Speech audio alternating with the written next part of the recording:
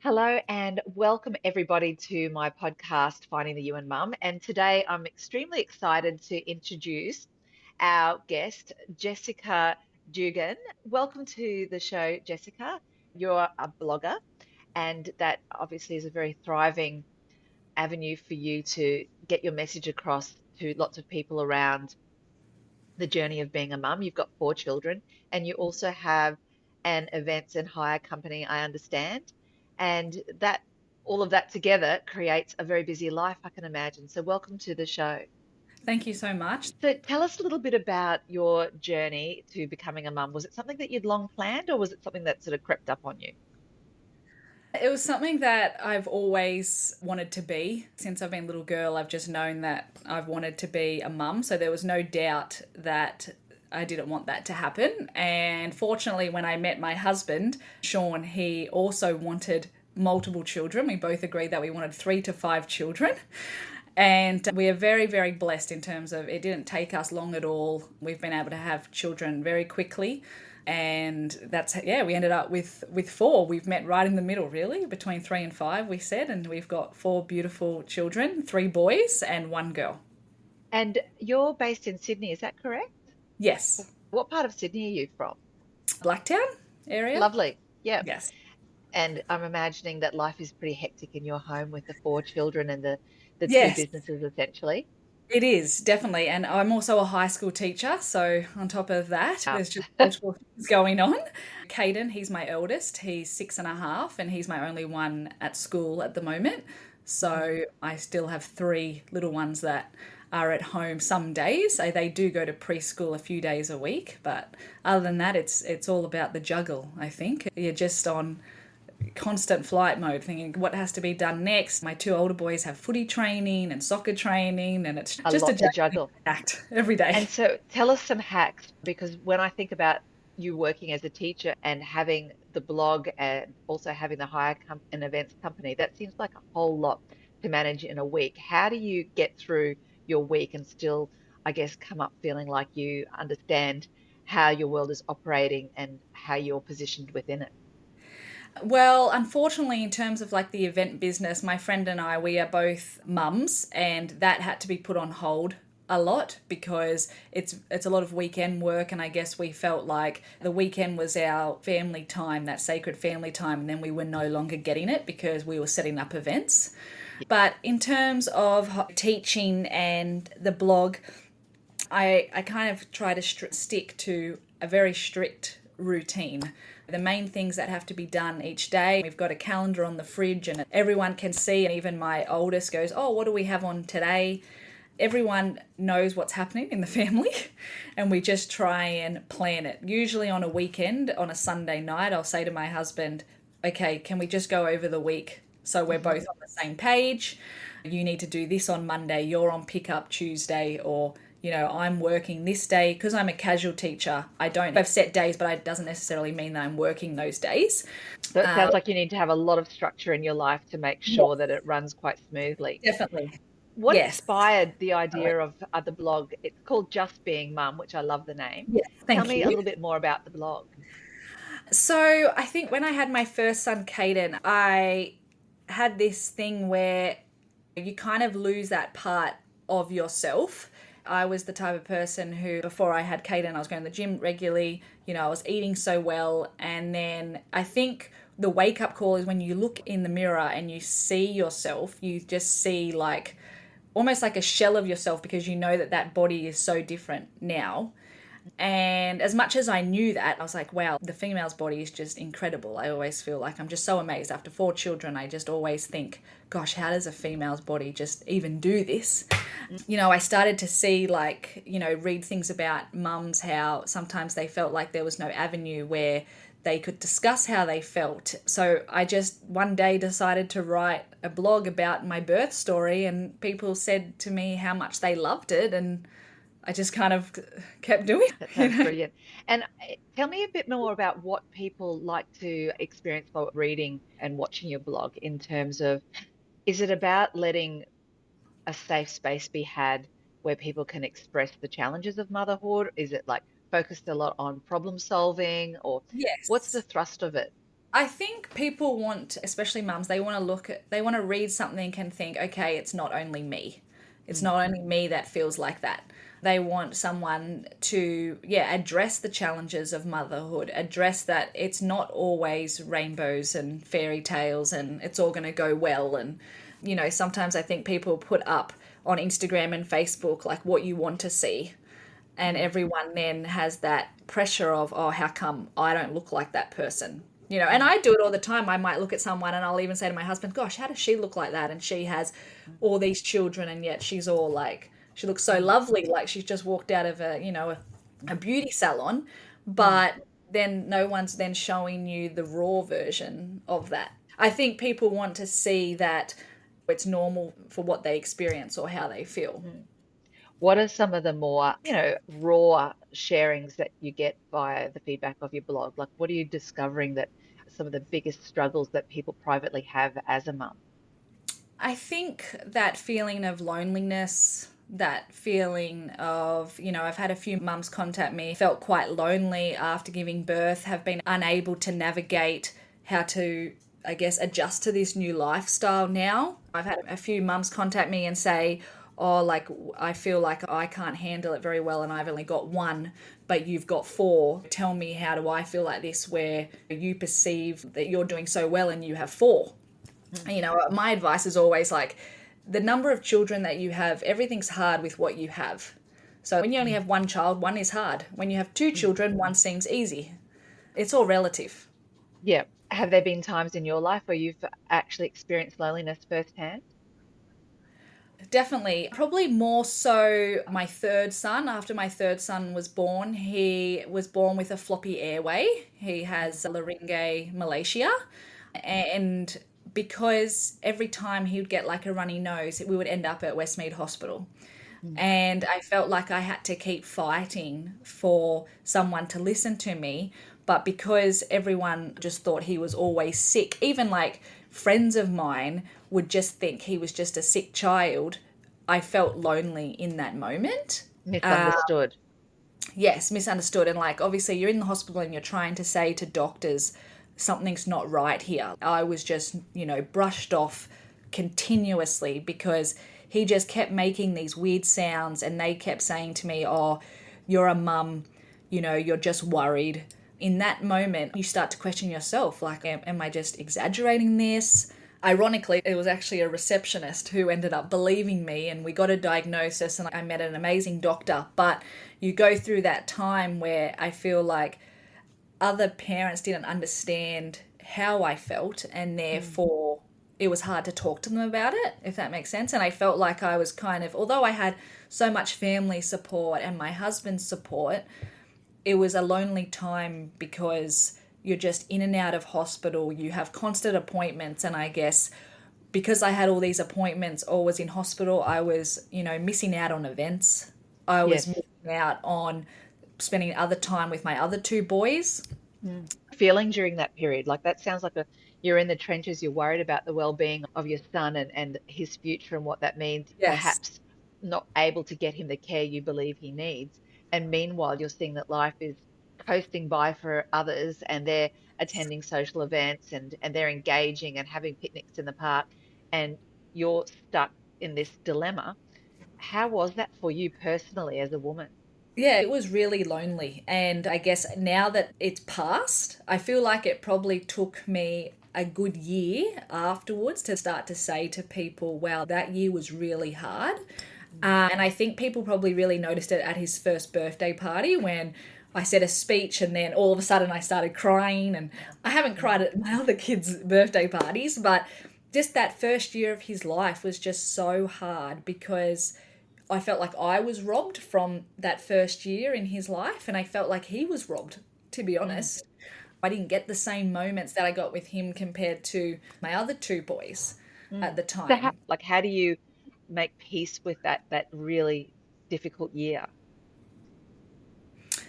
I think as a mum, I had to think to myself, like, I have three kids, like, this was before Skylar was born. So I had three kids. Unfortunately, when you have multiple children, you need to divide yourself into different parts, whether you have to obviously divide yourself as a wife and you need to divide yourself as a daughter, a friend, and then obviously for your children. So I think I just had to keep saying to myself, I just kept saying to myself, like, he needed that time. Cooper, my son, needed me in that moment. And I would always try and have some special time with my other sons as well and try and explain to them why I was absent a lot. And, you know, obviously trying to say to my friends, no, I can't attend this event because Cooper was sick again or whatever. Now I look back and I just think, gosh, that was such a blur, and I can't believe we got through that, because at the time, especially when he was in hospital at 4 weeks old, I thought, how are we going to get through this? But I think I know that it was the right thing to do and he needed it, and that was it. He's come out the other end. Yes, yes, yes. So he had surgery and he's definitely doing 1,000 times better. So tell me some mantra or mindset that you've been able to develop within yourself that's allowed you to keep moving forward as a working mum. I think one thing is, like, I always say to myself, you can't do it all, Jessica. You know, there has to be a compromise at some point. My dad always likes to remind me, he's always like, 24, Jessica, 24, meaning like there's only 24 hours in a day. And he always thinks that I'm trying to put in 48 in a 24-hour day, which, you know, sometimes is correct.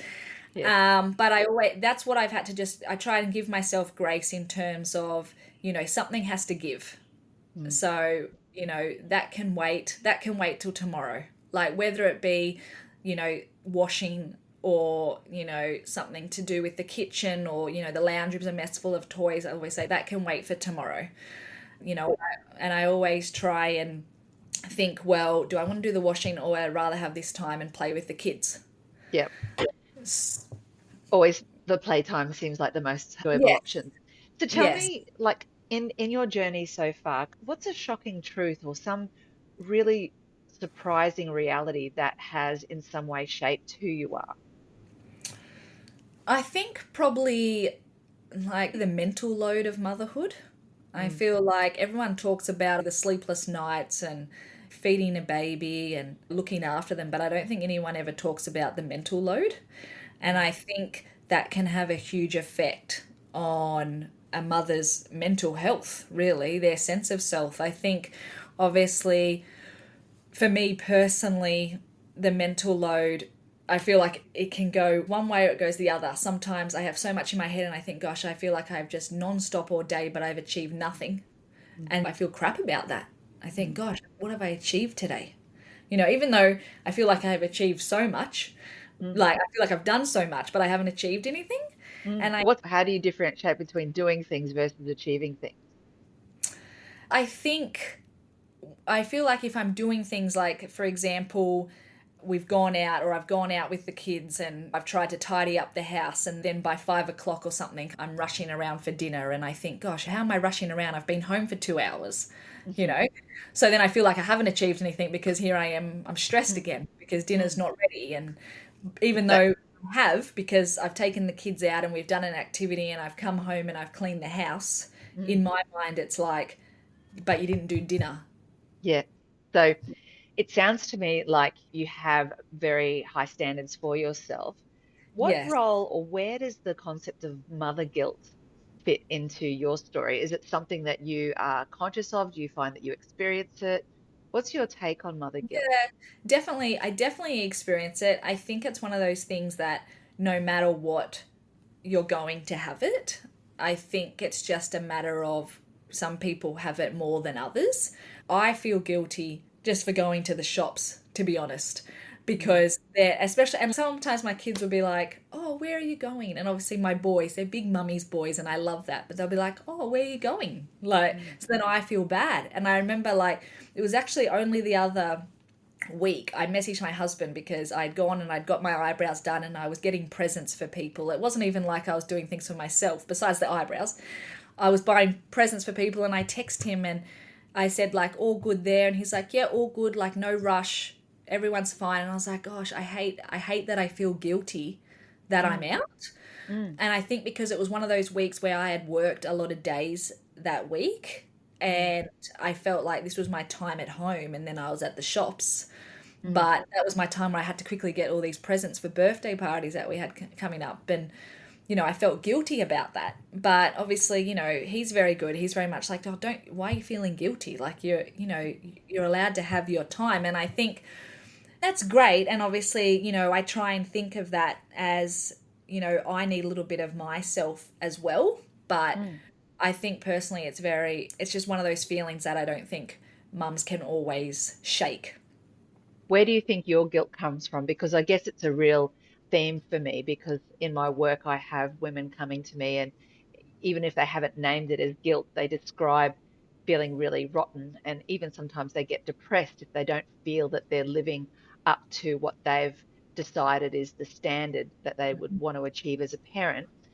And I spend a lot of time trying to work through that with them simply because of the potential toxicity of that mother guilt, that idea that as a mother, we have to forfeit ourselves and our priorities as well, because if we don't put everyone else first, then we're bad. So Yeah. where did your mother guilt as a concept come from?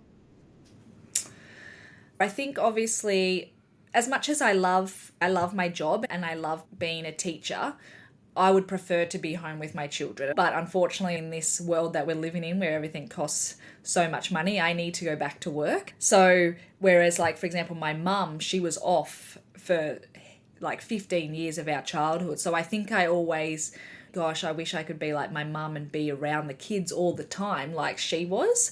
Yeah. So I don't know if it stems from that I felt like she was always off with us. I always Mm, wanted to have the same home life that my mum did.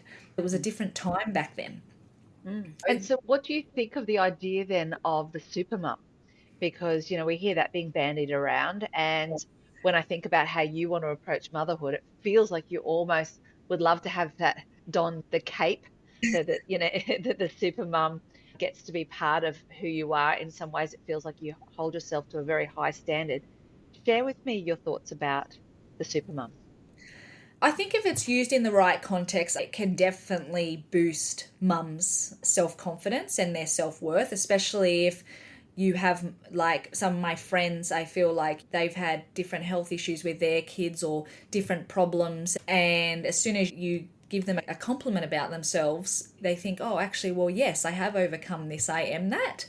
But in reality, I think any mum out there who's doing the best job she can is a super mum in my eyes. Unfortunately, not everyone gets labelled as that. And I Mm, think that's when it possibly gives the unnecessary pressure mm, to other mums. mm, But I'm all about giving confidence boost to mm, any mums that need it.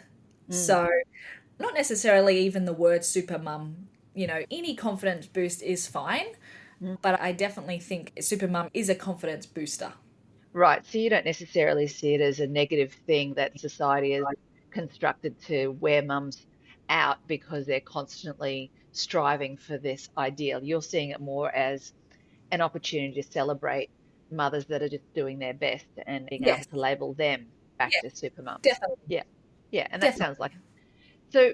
Tell us a piece of advice that you've received that you could share about your personal growth in motherhood. We've talked about, the wonderful role you balance providing and giving, teaching as your career and as a mom. And it feels like, you're a very generous person in terms of your time and your efforts. What Oh are, no, no, it's terrible. It's terrible. As in, like, what do I do for myself? or did you receive some advice at some point that you could share that really has helped you along the way in terms of realizing that it's okay to be Jess, separate from wife, blogger, Yes, business I think owner? someone once said to me, like, oh, just remember that you were Jess first. Like Mm, before you became a mum, like remember that you were Jess first. You got to fill your bucket first before you mm, can fill other people's buckets. It's kind of mm. like that thing, I guess, when you're on a plane, how they say put your life jacket, put your mask on first, your breathing Yep. mask on first, because then you're unable to help anybody. So how do it? Well, recently I've just joined back at the gym. So that's my little avenue, I guess you could say, at the moment. I mean, look, the juggle is still there, me trying to make time to go because as much as I'm very good about giving advice to say, yep, you need your own time, and I'm so big on that about saying to my friends, yep, you go do that, like that's excellent for you, but I'm terrible at taking my own advice, and I'll admit that, you Mm. know. And I say to my husband, gosh, like I don't really have any hobbies, like because, I guess between all the things that I have with the kids, I just don't. Yeah. It's interesting that you should say, I've just recently joined the gym, so I'm going to allocate that as my me time. I've pushed back against that quite a lot, especially in my own life, because, Mhm. I go to the gym, I take what I need to do, like eating and Yes. sleeping.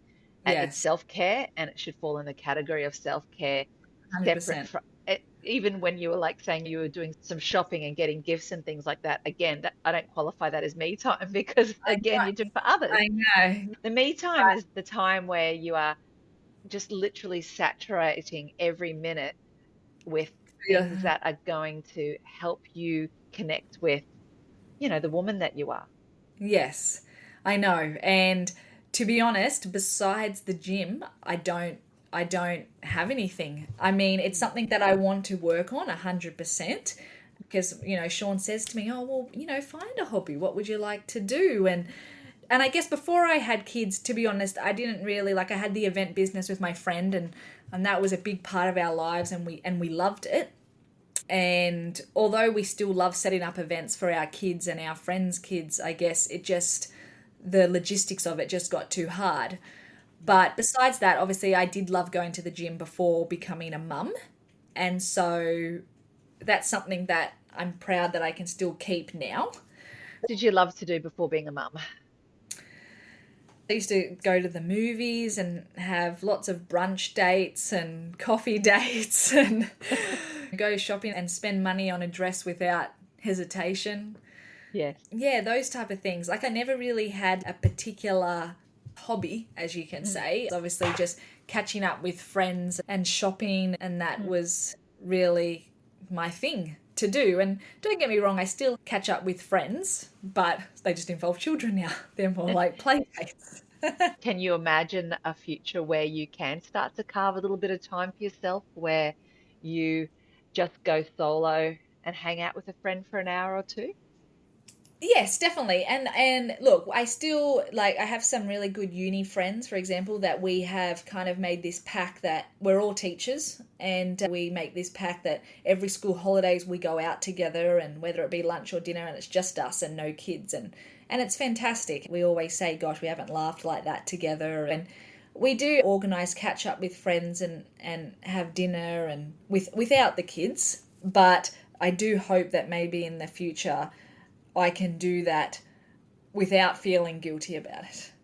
It's tricky, isn't it? Because I can sense that you're naturally a social person, so you'd probably very much miss those interactions just being an adult and being a woman and not having to make sure you've got one eye on a kid so they don't Yes. run out. But yeah, I can sense that tussle right now for your life being so time poor, and you're like, if I've only got those 24 hours in a day right now, especially because you've had an unwell kid as well, you Hmm. probably feel it's difficult to pry yourself away.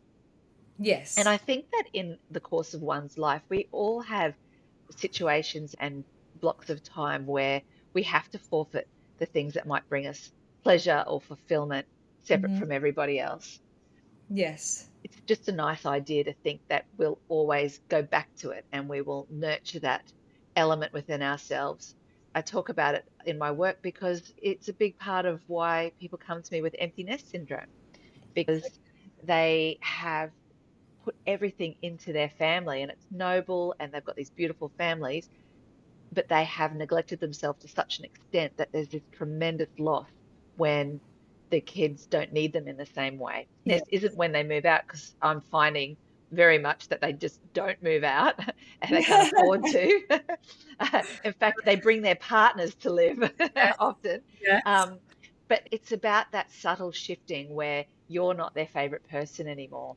They have other pursuits that don't necessarily involve you at all, and it Yeah. leaves you this like lingering feeling of, well, what am I going to do now? And I always think it's a great idea to in your pocket have a few things that you're nurturing just for yourself that you Hmm. can just continue to just just chip away at so that when the time comes that you do find a spare hour or two, you know how you want to fill it.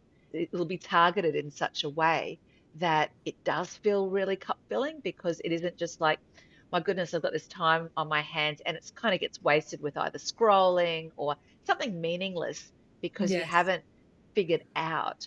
No, no, exactly. You No. got any tips around how you might stay connected to yourself? I think scheduling that Mm, time is very important. And that is what I have started to do. Things like mm, I've scheduled in my gym classes based on the calendar and organized it with my husband on the days that if I need to get the kids minded by someone else or is he home that day. So I think definitely scheduling that me time is important. As much as it sounds bad to say you need to schedule it in, unfortunately, mm, I do need to schedule it in because it's kind of like when people have training sessions or mm. school interviews or whatever, it has to be scheduled in. I think it's a great idea to schedule it in, and I actually encourage that because otherwise it always does fall by the wayside. And Yes. I'm a fan because if you've scheduled it in, like every other thing in your day that you're going to adhere to, here, Yeah. oh, it's my time. Get to Yes. watch a movie tonight. Yes. Whatever it is that you might, Yeah. I once a Yes. week, Okay. completely Yeah. on my own with candles and oil, Yep. shebang, because I realized if it wasn't scheduled in, it literally was not going to happen. Yes. And Definitely. Definitely. Well, my husband makes a joke if he sees something on the fridge or the calendar that's on the fridge, and he'll be like, "Oh, well, it's on the calendar, so it has to happen."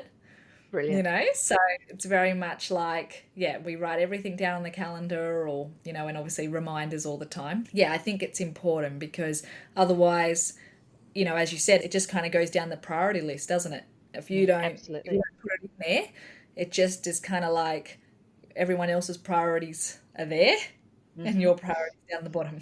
So, if I had to ask you, what does finding the you and mum mean to you specifically, Jess? What would you say? I think it's about finding the person that you were prior to becoming a mum, but also the person that you have evolved into since becoming a mum. Hmm. Because I don't think that I am the same person that I was before becoming a mum, but I think that I'm a better version of that self now.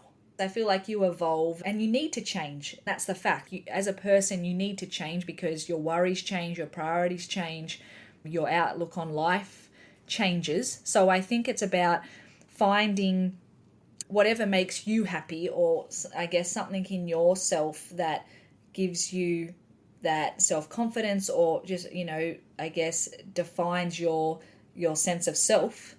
Mm. I think that's what the you is. I think it's about finding the you, whether that be someone who likes to go to the gym, whether that's someone who likes to, I don't know, start knitting, or whether that be someone who, prefers to stay at home with their kids and can. Like, I think it's whatever works for you, then Yes. that's the you. I don't think it should be a comparison. I don't think it should be the same as the next person.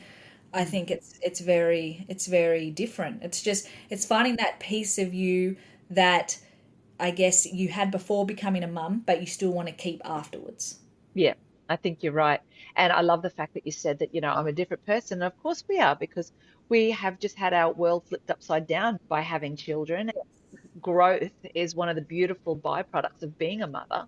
Yes. And I wouldn't like to think that everybody's trying to claw their way back to the way they lived and the way they perceived the world before Mm, becoming a mum, because yes. almost all the learning opportunities and all of the I guess the hardship, if you like, that you've gone through would have been for naught. This experience of motherhood is the best playing field for growth and learning and understanding. Mhm. And I love the idea of finding the you in mum is it's not static, it's ever evolving, but it's just Yes. having that ongoing connecting back and reaching back and asking yourself, who am I in all of this story if I Mhm. wasn't the title mum? Yes, definitely. I mean, I don't know if you've read about flamingos, the female flamingos, how they lose their colour. When they're constantly addressing the needs of their young, they start to lose their pink Mm, feathers. And eventually, when the young becomes more independent, their pink starts to grow back. And I just always think, gosh, that's just such a fantastic comparison to mothers, isn't it? I haven't heard that before, and I absolutely love it because it's Yeah, so symbolic, isn't it? it is. It is because as you're looking after your babies, you feel like you are losing pieces of yourself, whether it's bits of your color or bits of your feathers, as the flamingos, you lose pieces of yourself, and then something gets a little bit easier, and maybe it's that they're bottle fed now, or like they're toilet trained or something, and then all of a sudden you get that little bit of color back and you're like, oh, I have that tiny little bit of extra independence now, or something changes. And I just think it's a perfect example of what motherhood is. Like during different stages you may feel like you're losing more of your feathers, Yes. but it's about finding your way back to your original form or even a better form. Yep, absolutely. We all want to be vibrant in our own special way, just like the flamingos are. I mean, I love looking at those beautiful, spectacular pink flamingos. They're such Yes. a phenomenal bird in nature. And to Yeah. think of mothers as exactly that. And we want to make sure that we're our most vibrant, zesty selves with Yes. that. I love it. Yes. And thanks so much for coming on the podcast, Jessica. Thanks so much for having me. I really I, appreciate it. I wish you very well in all of your endeavors, that Thank you. people jump on and enjoy your blog and can share that experience of what it's like having a hectic life, but it's still ensuring that there's just that balance enough that Yeah. that Jessica gets to thrive as well. Thanks so much. You take care, and perhaps we'll see you around the traps. Take Okay, care. see you later. Bye bye.